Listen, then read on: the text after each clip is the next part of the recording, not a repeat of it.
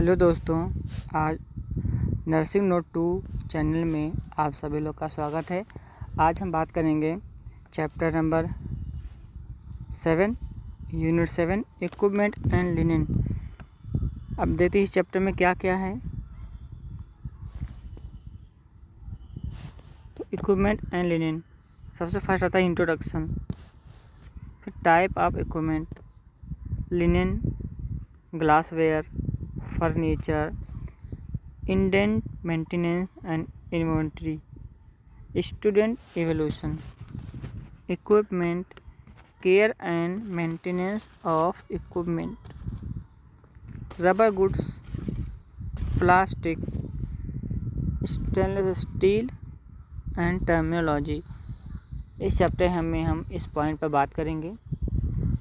तो आज हम केवल लिनेन तक ही बात करेंगे हमारा फर्स्ट लेक्चर में, और भी हम नेक्स्ट लेक्चर में हम और आगे की बात करेंगे। तो चलते हैं, हम स्टार्ट करते हैं। इक्विपमेंट एंड लिनेन, इनका पहले हम इंट्रोडक्शन देखते हैं, फिर इक्विपमेंट, फिर टाइप ऑफ इक्विपमेंट।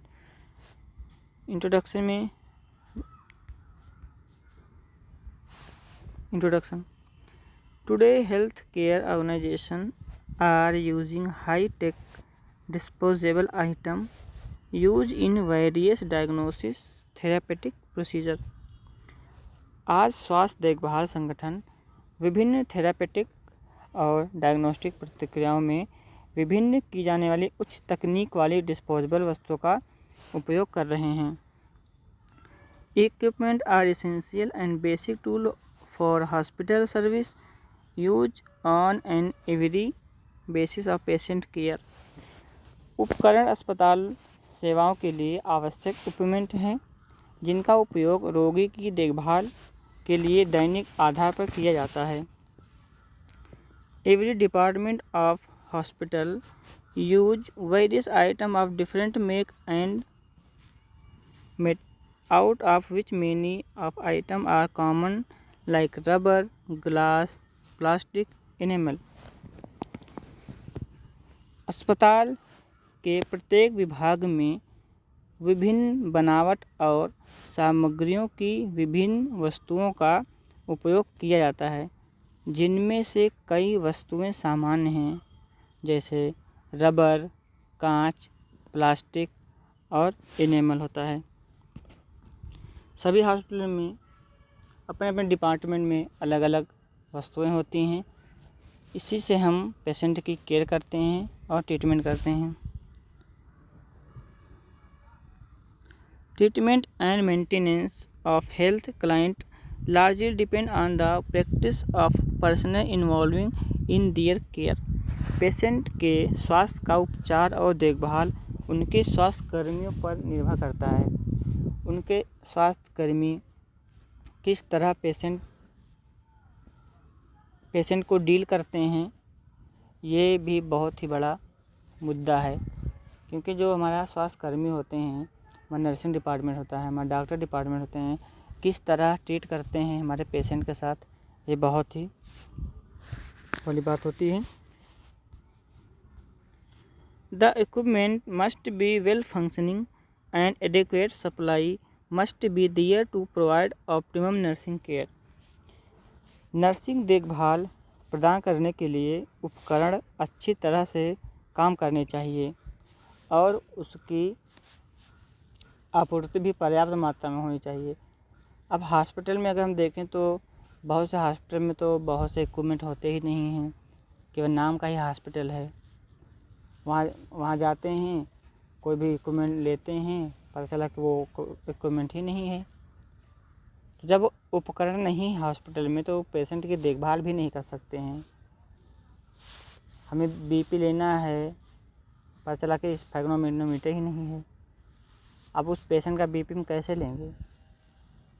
नहीं ले पाएंगे, ये समस्या हो जाएगी हमारे, उसका हम ट्रीटमेंट नहीं कर सकते हैं। तो पहले तो हम पेशेंट का देखेंगे कि उसका आइडेंटिफाई क्या करें, उसको क्या हुआ है। तो हमारे पास जब वो सामान ही नहीं है, उपकरण ही नहीं है, तो हम कैसे उसको ट्रीट करेंगे? तो हम ट्रीट नहीं कर पाएंगे। अब चलते हैं इक्विपमेंट में। Equipment it refer to various device, tool, instrument that are use in hospital and health worker. यह विभिन्न उपकरणों को संदर्भित करता है जो अस्पतालों और स्वास्थ्य देखभाल कार्यों में उपयोग किए जाते हैं। जो हमारा टूल होता है, उपकरण, अगर वो नहीं होगा तो हम सही से देखभाल नहीं कर सकते पेशेंट की। इसलिए बहुत ज़रूरी कि हॉस्पिटल में पर्याप्त मात्रा में उपकरण होने चाहिए, जिससे हम पेशेंट की अच्छे देखभाल कर सकें, अच्छे से ट्रीटमेंट कर सकें और अच्छे से उसका डायग्नोसिस कर सकें, जिससे पेशेंट अच्छा होकर अपने घर जा सके। हमारा उद्देश्य यही होता है कि पेशेंट को अच्छे से हमें ट्रीट करना है और जितना जल्दी हो सके उसको हम नॉर्मल पोजीशन पर लाके छोड़ना है। तो बात करते हैं टाइप ऑफ इक्विपमेंट। टाइप कौन कौन से टाइप होते हैं हमारे इक्विपमेंट के। तो 2 type of equipment there are. यहाँ पर 2 टाइप के इक्विपमेंट दिए हैं। नंबर पहला है डिस्पोजेबल, नंबर दूसरा है रीयूजेबल। डिस्पोजेबल का मतलब होता है हम कोई भी आइटम को केवल एक बार ही यूज़ कर सकते हैं, उसके बाद वो ख़राब हो जाएगा, इन्फेक्ट हो जाएगा, उसके बाद हम उसको यूज नहीं कर सकते।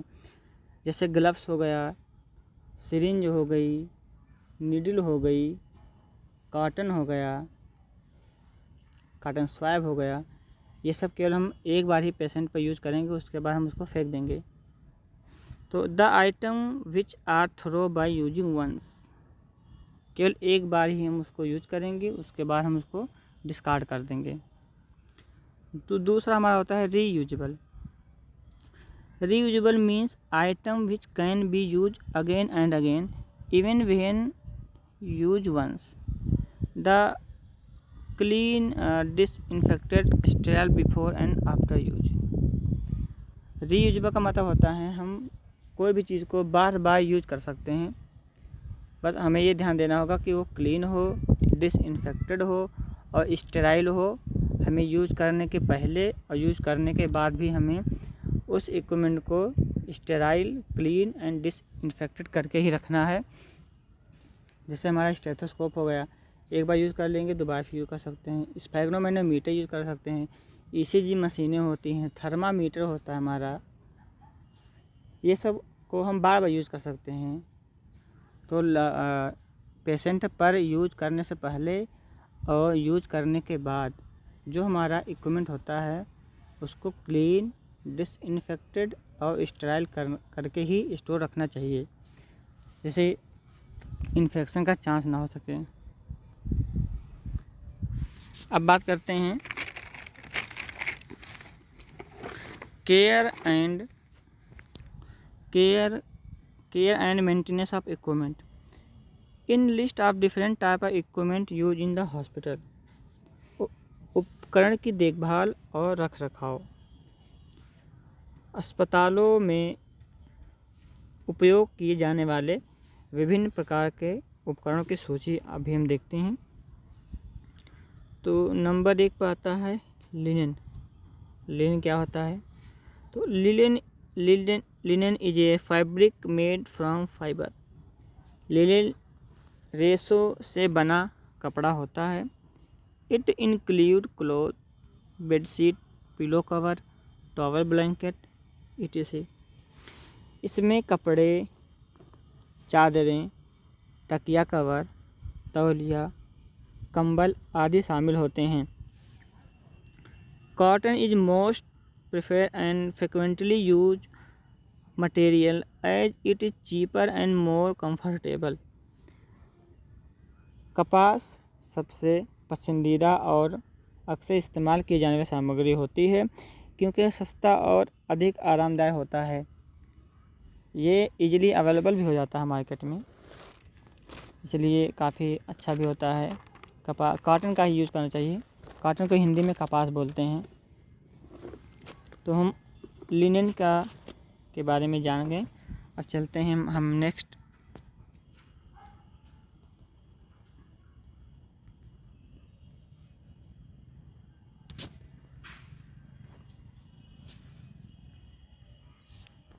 अब बात करते हैं linen use in hospital setup.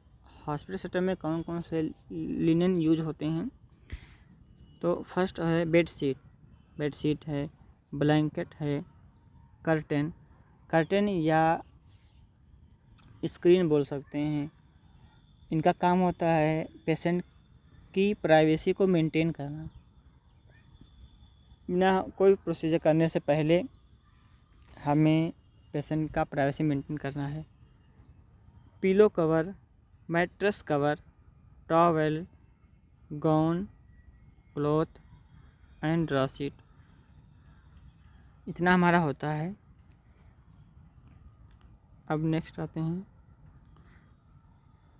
Type of linen. कितने टाइप होते हैं लिनन के? तो लिनन आर 3 टाइप। लिनन 3 प्रकार के होते हैं। नंबर पहला clean linen, contaminated, soil. Clean मतलब एकदम साफ़ सुथरा रहेगा। कंटामिनेटेड मतलब वो इन्फेक्टेड हो गया है। पेशेंट के बेड पर बेडशीट बिछी हुई है, कपड़ा बिछा हुआ है, ट्रीटमेंट के लिए आया, 2-3 दिन रहा, 10 दिन रहा, पेशेंट का वो जो बेडशीट है वो इन्फेक्टेड हो गया, लिनन इन्फेक्टेड हो गया। अब उसी को हम कंटामिनेटेड। सॉइल ये क्या कहते हैं, जैसे कि कोई कपड़ा हो गया, जैसे किसी पेशेंट का पैर फ्रैक्चर हो गया, ब्लड आ रहा है, ब्लड से जो हमारा कपड़े होते हैं, हमारा तकिया का बेडशीट हो गया, हमारा गाउन हो गया, पिलो कवर हो गया, ये सब अगर ब्लड लग जाता है या पस लग जाते हैं इसमें, तो ये हो गया है सॉइल्ड लिनन। अब बात करते हैं purpose of care of linen. Purpose क्या होता है?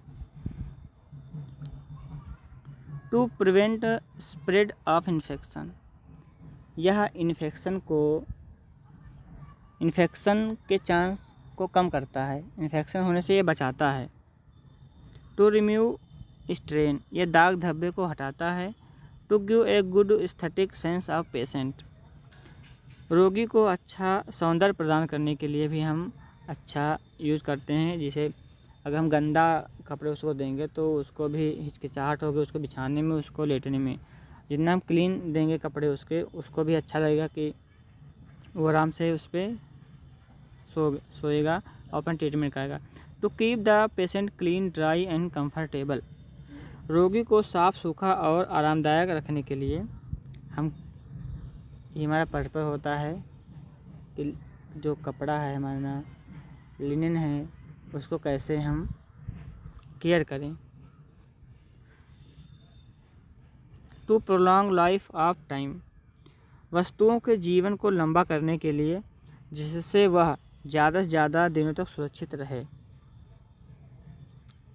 ये भी हमारा पर्पस होता है लिनन की केयर का।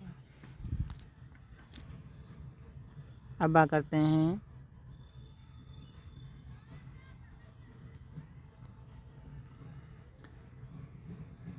Remove of stain from linen. कोई भी दाग धब्बे अगर कपड़े पर लग गए हैं तो उसको कैसे हम हटाएं, उसके बारे में बात करते हैं।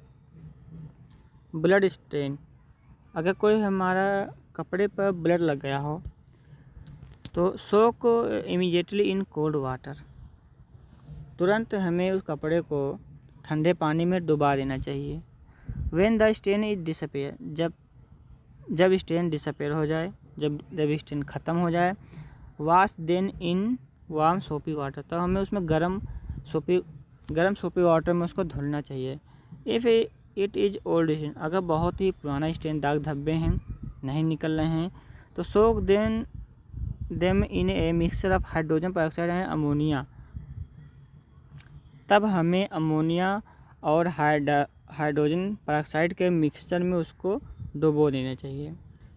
For thick blood stain on the mattress, apply a thick paste of starch and water and allow the stain in the sun.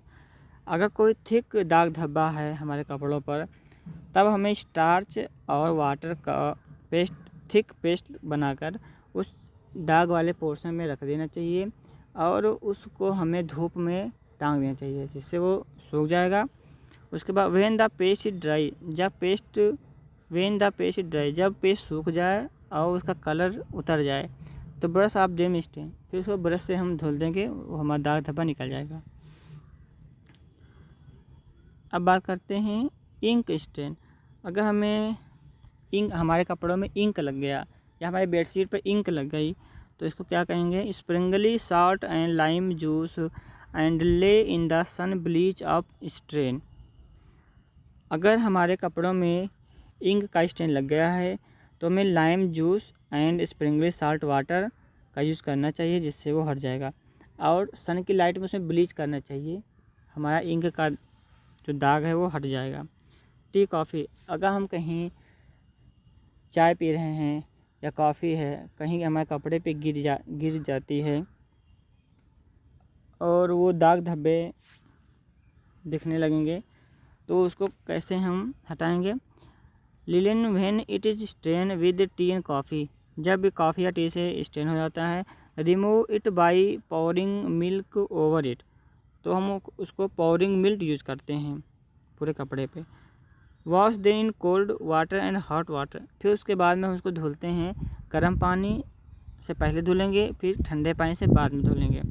Sodium carbonate will remove the stain, sodium bicarbonate जो होता है वो स्टेन को हटा देता है, इसलिए हम सोडियम बाइकार्बोनेट का भी यूज़ कर सकते हैं टी कॉफ़ी के स्टेन को हटाने के लिए। डस्ट मार्क, कोई डस्ट का लग गया हो मार्क, वो नहीं निकला तो apply salt and lime juice expose to sunlight, तो हमें lime water, lime juice and salt का उपयोग करना चाहिए और इसे सनलाइट में सुखाना चाहिए। मेडिसिन स्टेन, अगर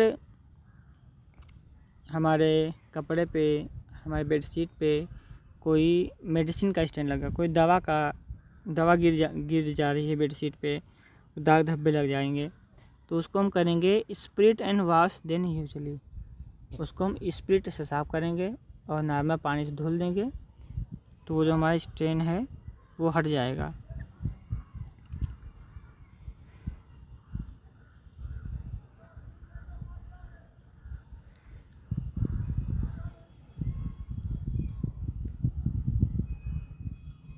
अब बात करते हैं हम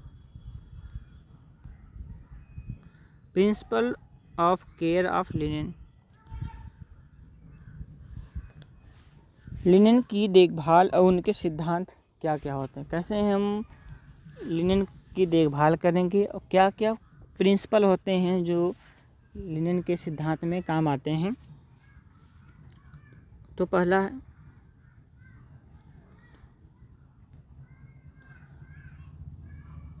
हमारा पहला है the linen cup board should be kept in perfect order. जो हमारा लिनन कप होता है, कप बोर्ड को सही क्रम में रखना चाहिए, जिससे हम कभी भी अगर यूज कर सके तो हमें आसानी से उपलब्ध हो सके। नंबर दूसरा, the cup board should be lock when not in use. अगर उस लिनन का यूज नहीं हो रहा है तो उपयोग होने के बाद कप बोर्ड को बंद कर देना चाहिए, जिससे बैक्टीरिया भी न धूल गर्दे अंदर न जा सकें। Number third, stock should be check and regularly interval. Stock को एक टाइम इंटरवल पर हमेशा चेक करते रहना चाहिए, जिससे हमारा कहीं ये तो नहीं कि लिनन कम हो गया, कहीं गुम हो गया, तो उससे प्रॉब्लम हो जाएगी हमें पेशेंट की देखभाल करने में। तो हमें बार बार एक टाइम में चेक करते रहना चाहिए।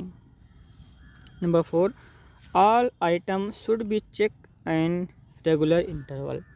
सभी वस्तुओं को एक टाइम पर चेक करते रहना चाहिए, जिससे कोई लिनन ख़राब तो नहीं हुआ, कोई वस्तु ख़राब तो नहीं हुई।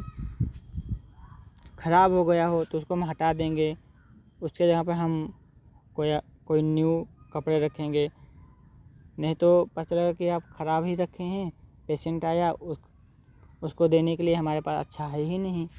इसे समय समय हम चेक करते रहते हैं।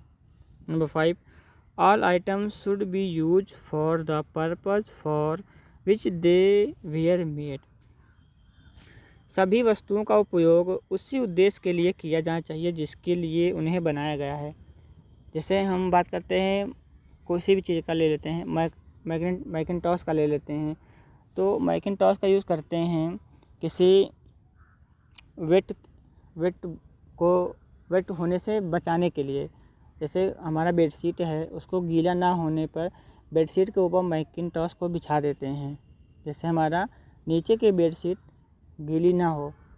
और अगर हम मैकिन्टॉश का यूज़ पर्दा बना लिए, कहीं हमें काम लगा उसमें लगा लिए, तो मैकिन्टॉश का काम होता है किसी भी गीले चीज़ को होने से बचाने के लिए हम पर्दा बनाए बैठे हुए हैं, तो ऐसा नहीं करना चाहिए। इसलिए बोला गया कि सभी वस्तुओं का उपयोग उसी उद्देश्य के लिए किया जाना चाहिए जिसके लिए उन्हें बनाया गया है। नंबर 6 आते हैं, soil linen should not be place on the floor. गंदे लिनेन को फर्श पे नहीं रखना चाहिए, क्योंकि उसमें बैक्टीरिया एक्युमुलेशन हो जाता है, वो फर्श पे होगा, फर्श को इन्फेक्टेड करेगा, जो पर्सन आ जा रहा है उसके भी शरीर में इन्फेक्टेड होगा और फिर पर्सन को बीमार कर सकता है। 7वां आता है, damp linen should be dried immediately. जो नम होते हैं, जो गीले होते हैं लिनेन, उसको तुरंत सुखाना चाहिए। गीला ही रख दिया हम, कोई पेशेंट आया उसको चाहिए, अब उसको मिल नहीं पा रहा है, तो ऑलरेडी हमें उसको ड्राई करके ही स्टॉक करना चाहिए। Number 8, if soil with urine या motion this should be rinse with cold water. यदि मलमूत्र फैला हो तो उन्हें ठंडे पानी से धोना चाहिए। नंबर 10,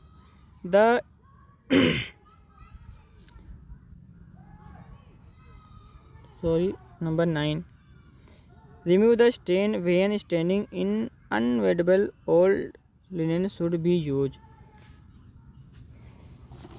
दाग वाली जगह पर पुराने लिनेन का उपयोग करना चाहिए, जिससे हमारा जो नया होता है लिनेन वो बच सके, नहीं तो वो भी इन्फेक्ट हो जाएगा, वो भी ख़राब हो जाएगा। इसलिए अगर हो सके जहाँ दाग वगैरह लगे है वहाँ पुराना ही कपड़ा हम यूज करें।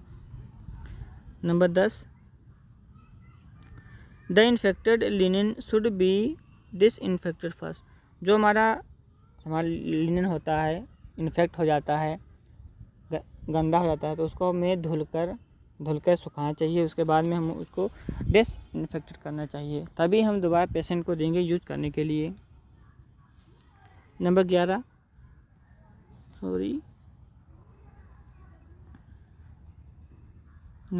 बात करते हैं, the use mackintosh where in necessary to recognise the use linen.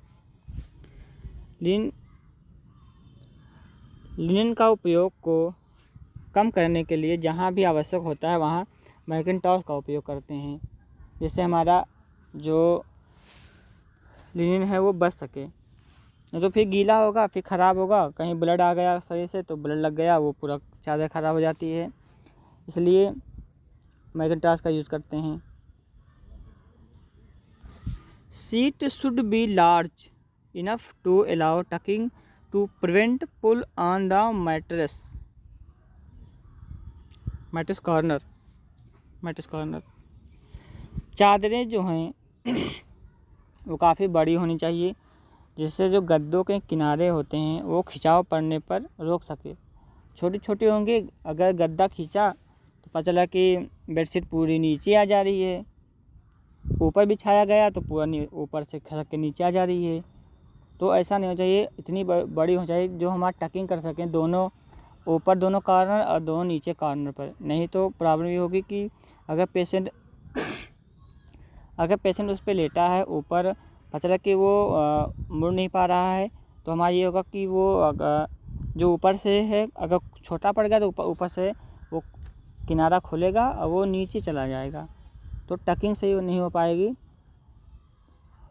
फिर जो बेड है वो प्रॉपर से टाइडी भी नहीं दिखेगा, इधर उधर रहेगा। जब टकिंग नहीं हो पा रहा है, हमारा छोटा चादर है, फिर उसमें यही समस्या होगी। इसलिए काफ़ी लॉन्ग होना चाहिए, जिससे हमें टकिंग कर सकें और अच्छे से उसको टाइडी बेड कर सकें हम। अब बात करते हैं नंबर 13 की। Soak very soiled linen in warm soapy water for 15 minute. तो अत्यधिक मैले लिनन को 15 मिनट के लिए गर्म साबुन के पानी में भिगो कर रखें। अगर गर्म पानी के साबुन जब भिगो कर रखेंगे तो जो उसका मैलापन होता है वो फूल जाएगा, और जितना जल्दी वो फूल जाएगा उतना जल्दी वो कपड़ा हमें आसानी से धुल पाएंगे। नहीं तो उसमें अगर गंदगी जमी रहती है, फिर हम अगर साबुन से करेंगे तो वो क्लीन नहीं हो पाएगा, क्योंकि वो एकदम एक्यूमुलेशन हो गया है ना, तो सही नहीं पाएगा। इसलिए हम क्या करते हैं कि पहले उसको डिप करेंगे वाटर में, हॉट वाटर में डिप कर देंगे साबुन के। फिर उसके बाद में जब उसको हम क्लीन करेंगे तो जो डस्ट पार्टिकल है वो ऊपर आ जाएंगे और आसानी से वो फ्री हो जाएंगे। नंबर 14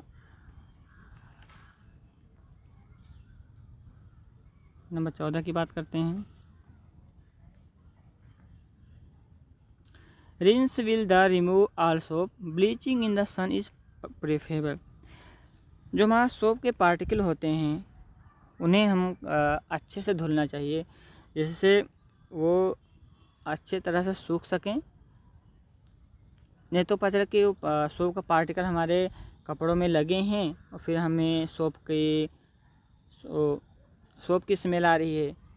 हम लाइफ बॉय से धुल दिए तो लाइफ बॉय का स्मेल आ रहा है उसमें, तो ऐसा नहीं करना चाहिए। पूरी तरह से अच्छी तरह से हमें जो कपड़े होते हैं उसको अच्छी तरह से धुलना चाहिए। उसके बाद में सनलाइट में उसे सुखाना चाहिए।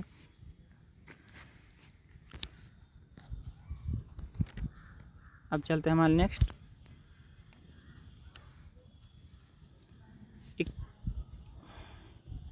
Disinfectant of contaminated soil.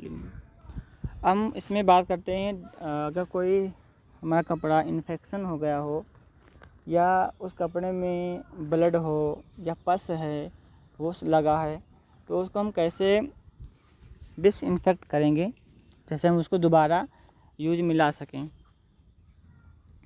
तो पहला है always use laundry trolley for collecting contaminated linen. हमेशा ये याद रखना चाहिए कि जो हमारा कंटामिनेट लिनन होता है उसको जब हॉस्पिटल से कलेक्ट करते हैं तो उसके लिए ट्रॉली होनी चाहिए। जो लॉन्ड्री की ट्रॉली आती है उसमें हमें कलेक्ट करके लेके जाना है। ये नहीं कि अब हम कंटामिनेटेड उठा लिए हैं लिनन, अब उसको फर्श में फेंक दे रहे हैं। हॉस्पिटल में ऐसे ही होता है, हम भी देखे हैं, आते हैं इन्फेक्टेड लेकर फर्श पे ही फेंक देते हैं। अब उसमें फेंक देते हैं, फिर उसमें का जो बैक्टीरिया है, जो इन्फेक्शियस एजेंट हैं, वो हमारे फर्श पे आ जाते हैं। वो ट्रॉली नहीं लेके आते हैं, इसलिए ट्रॉली लेकर ही आना चाहिए, जिससे हमारा जो इन्फेक्शियस पार्ट होता है वो फर्श पे ना जाए और दूसरे को भी इन्फेक्टेड ना करे। Number 2, it should not be put on the floor. हमने आपको बताया कि जो हमारा कंटामिनेटेड या सॉइल्ड लिनन होता है उसे हम फर्श पे नहीं रखेंगे, नहीं तो वो फर्श भी कंटामिनेट होगा और वहाँ के पेशेंट को भी जाएगा। Number 3, dip the linen in a bucket containing 0.5 solution of chlorine for 10 minute. अब